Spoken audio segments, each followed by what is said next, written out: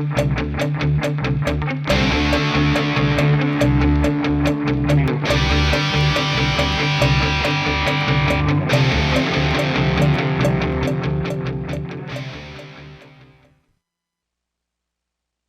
folks, welcome back. This is Scott Newman here again for another quick tip on this Learning Byte. We're going to be talking about enabling the administrator access using the external port.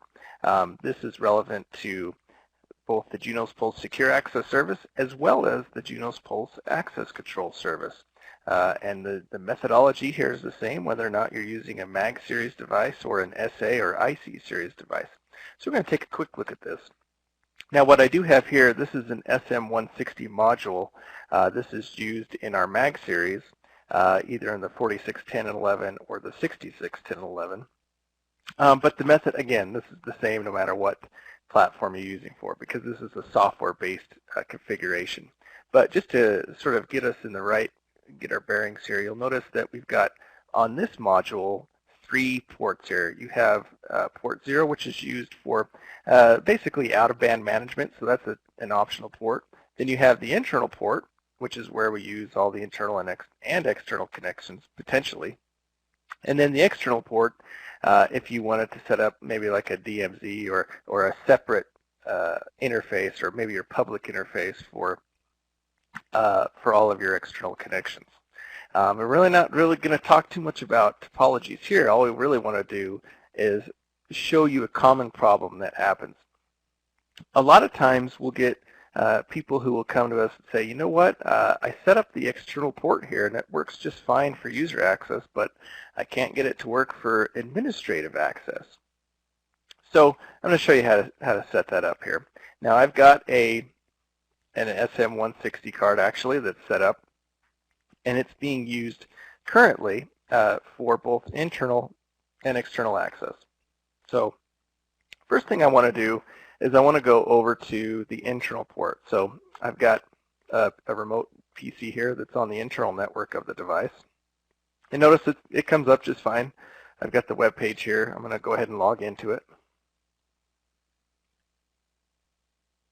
Now I've actually already gone through here and configured some of this initially just to save time. But again, this is the Junos Pulse Access Control Service. In this version of code, we're using 4.1, but again, the settings are the same no matter really what version you've got it set up. So let's go over to the internal port. You'll notice that it's all configured and set up. I click over here to the external port, and notice the port is enabled, and I have the network information all set up and ready to go. So we're good. So this is usually what happens. Let's switch over here to in a web browser here on the external interface. So I should be able to reach the external interface on this device. So I'm going to go ahead and put that in. 10.210. All right, now when I try to access the site externally, notice, of course, right now I've got a certificate warning here, but that's okay for now. If I click continue, notice I get this message, you do not have permission to log in. So immediately we realize now I can't log into the administrative interface. And of course, maybe the idea is that you want to. Maybe you're working from home or something and somebody calls and says, hey, we need to configure this. So you want to have that set up. But by default, we're not able to. So let's just go to the default URL and see if that works. Okay, so I can access the user page just fine. It's just the administrative page that I can't access. So this is where people get confused. They don't understand why that is. Well, I'll tell you why it is. It's actually it's a security feature. So by default, the external port is disabled for administrative access, obviously for security reasons. So you don't want to enable administrative access so that somebody can get in from the outside if they're not supposed to.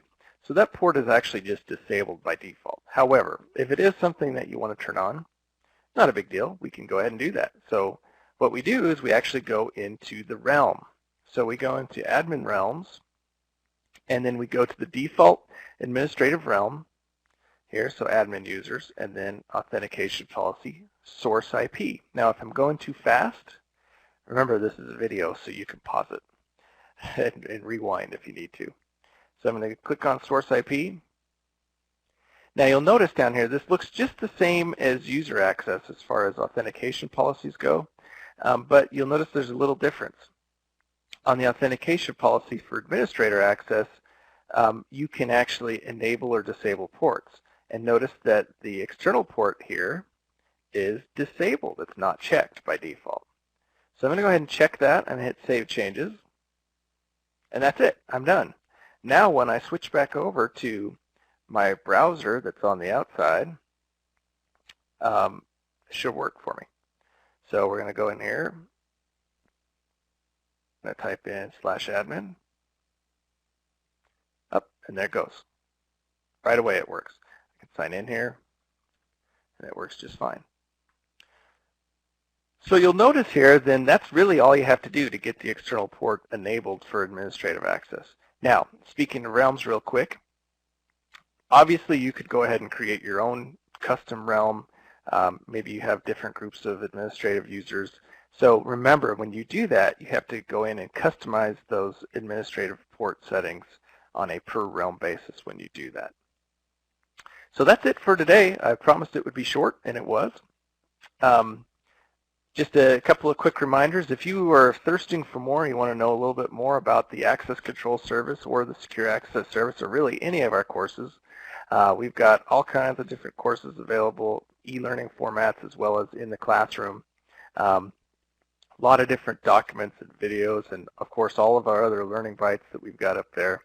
We've got a great certification program if you're looking to get certified. So go to juniper.net training and you'll find out all about it. Thanks again. We'll see you next time.